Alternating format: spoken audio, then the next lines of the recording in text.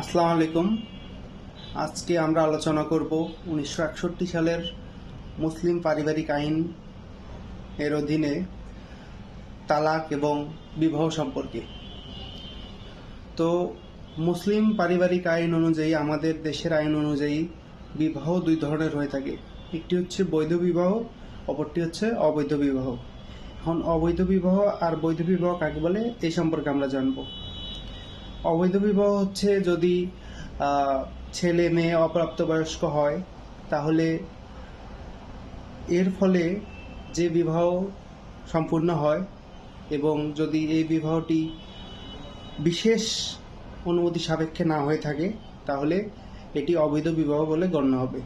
আর বৈধ বিবাহ হচ্ছে যে বিবাহটি ছেলে এবং মেয়ে উভয়ই প্রাপ্তবয়স্ক হয় এবং দুজনের মত অনুযায়ী, দুজনের ইচ্ছে অনুযায়ী এবং রেজিস্ট্রি করার মাধ্যমে বিয়েটি সম্পূর্ণ হয়ে থাকে।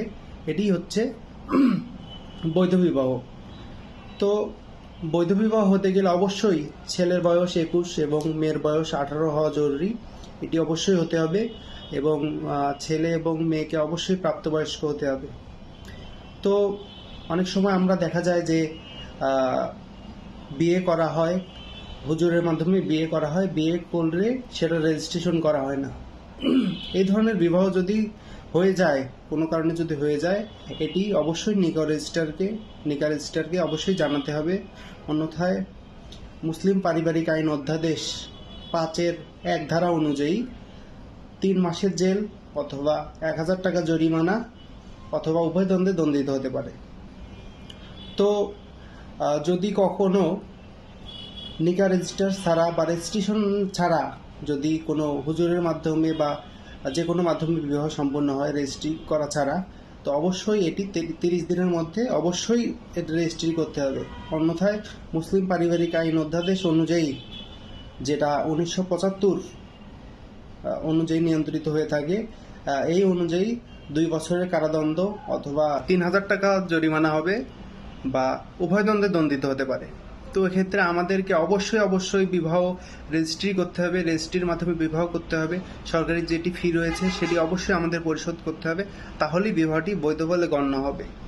আর আমাদের দেখা যায় যে বাংলাদেশের বর্তমান প্রেক্ষাপটে বাল্যবিবাহ অনেক পরিমাণে বেড়ে গেছে, যেটা দেখা যায় 21 বছরের কম ছেলে বা 18 বছরের কম বয়সী মেয়ের বিয়ের কার্য সম্পন্ন হচ্ছে, অথবা দেখা যায় যে অনেক বয়স্ক একটি লোকের সাথে অনেক কম বয়সী একটি মেয়ের বিয়ে হচ্ছে। এটি আসলে সামাজিক অবক্ষয়ের একটি চিত্র। আমরা যদি নিজেরা সচেতন না হই, এটি আসলে অবশ্যই দূর করা সম্ভব নয়। আর এটি যদি বাল্যবিবাহ যদি সম্পূর্ণ হয়ে থাকে, তাহলে আইনের মাধ্যমে আইন শৃঙ্খলা বাহিনী সহ যত আইন প্রয়োগকারী সংস্থা আছে, সবাই মিলে এটি যখন জানতে পারলে এটির বিরুদ্ধে ব্যবস্থা নেওয়া হবে। তাই আমাদেরকে সবাইকে সাবধান থাকতে হবে, সবাইকে সচেতন থাকতে হবে যেন বাল্যবিবাহ কোনোভাবেই সম্পূর্ণ না হয়। আমাদের সবাইকে এই বিষয়ে সজাগ থাকতে হবে। তো আজকে এই পর্যন্তই। সবাইকে অনেক ধন্যবাদ। কথা হবে পরবর্তী কোনো পর্বে। আসসালামু আলাইকুম।